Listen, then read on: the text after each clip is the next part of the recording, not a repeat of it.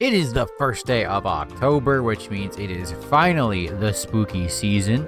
And in the honor of the start of spooky season, I figured we could take a look at the newest offering from a legendary horror property, the brand spanking new FX original series Alien Earth, which only wrapped up about a week ago. I knew pretty much as soon as this series got announced that it would either be a beloved new addition to an already extensive Alien franchise, or the latest example of how bad going back to the well of nostalgia can truly be. So, which one is it?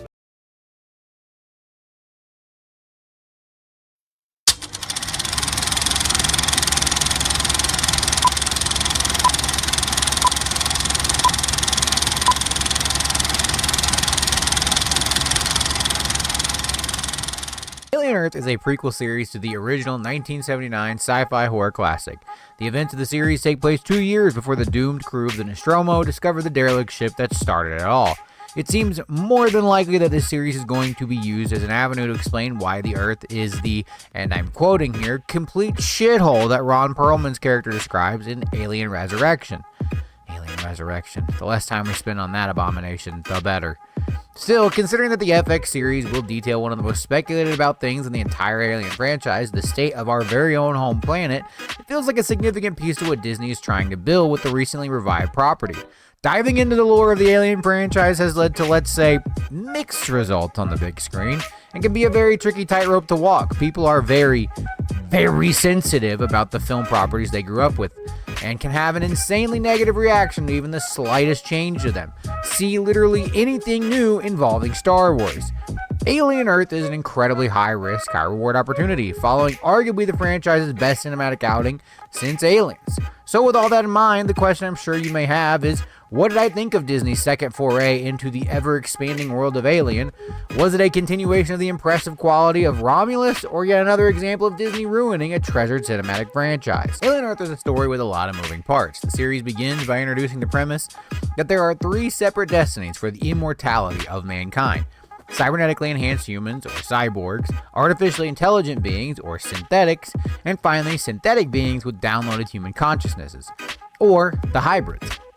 The creation of the latter option is where the story really starts, as Boy Cavalier, the world's youngest trillionaire and the head of the Prodigy Corporation, one of the 5 major corporations that controls the Earth in this not at all reflective of reality dystopian future, transfers the consciousness of 6 terminally ill children into synthetic bodies. Nicknamed the Lost Boys due to Cavalier's affection for the classic Peter Pan fable, these hybrids serve as the show's primary vehicle, with all 6 having their own unique personalities and reaction to the transition they've gone through. A real credit to the writing in this show is that the Lost Boys all have a different adjustment to life in their new synthetic bodies. Watching children attempt to come to grips with a newfound immortality is a fascinating concept, and it's executed pretty well. The idea of handing children access to what is essentially unlimited power is played to both exhilarating at the end, terrifying effect as each Lost Boy handles it very differently. The evolution of the Lost Boys is partnered with the plotline that was teased in a majority of the trailers for the series, which is the crash landing of the deep space research vessel, the UCSS Magnoi, and Cavalier's subsequent acquisition of the 5 alien species on board, including the classic xenomorph.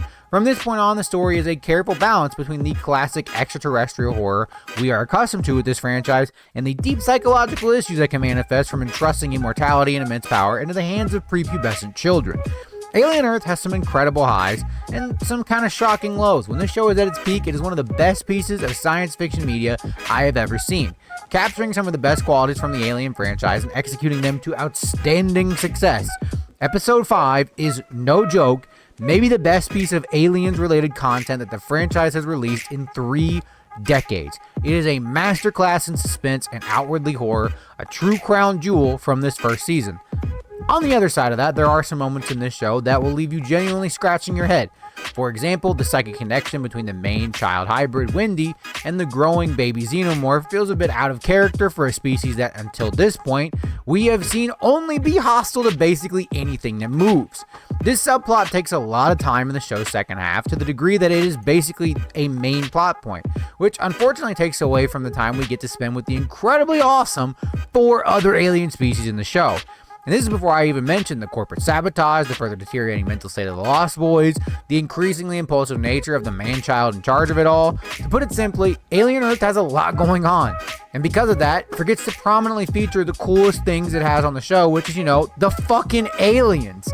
It really does at times feel like you have to slog through a whole lot of subplots before you get to the thing you came here to see. The acting in this series is probably what carries it. There's not really a bad performance to be found, as even your minor side characters have interesting personalities and motivations. Everyone in this cast is really on the ball, and it does relieve some of the angst you might feel waiting for the next actually cool thing to happen. There are, of course, a couple standouts. Timothy Olyphant probably has the best performance in the show because he's Timothy Olyphant and he's fucking awesome.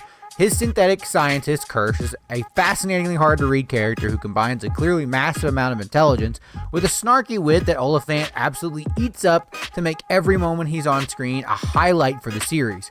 Kirsch bounces between being one of the show's heroes and villains so many times that it makes him truly unpredictable in the best possible way. Another unpredictable character and possible star-making performance is Babu Sisay as Weyland-Yutani's cyborg head of security, Morrow. Morrow is one of the primary POVs you follow in the series, and therefore a very important piece of the show's success. Luckily, Sisay, who I had the pleasure of being introduced to via the highly underrated AMC series Into the Badlands, proved to be more than capable of carrying the weight of that role. Morrow is one of the most interesting characters in the series, and every second he is on screen feels truly impactful, as he progresses the plot probably more than anyone else.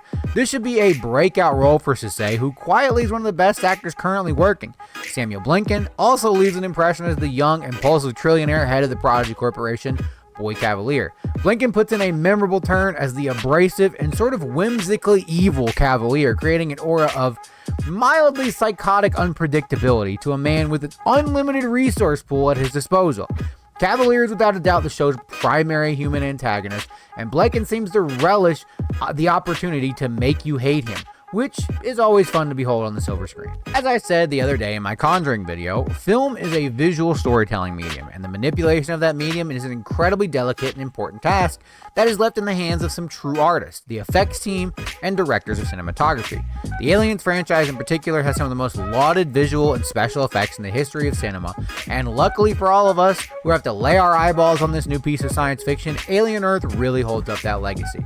Whether it's making you feel isolated in the deep recesses of space as several hostile alien species hunt after you, or providing the warm, glowing embrace of a child experiencing the world through brand new eyes, this show is a beautiful example of what can be accomplished when cinematography is treated as the art form it truly is.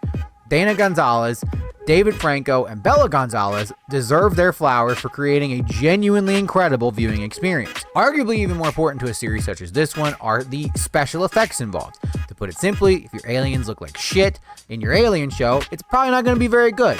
Thankfully, the effects team was absolutely on the ball for this entire series, as everything from the props to the makeup to the CGI not only look hauntingly beautiful, but terrifyingly real. Special effects can be a thankless job, as we television and movie watchers never really think about the work that goes into helping suspend our disbelief and make the things we see on the screen look so very real.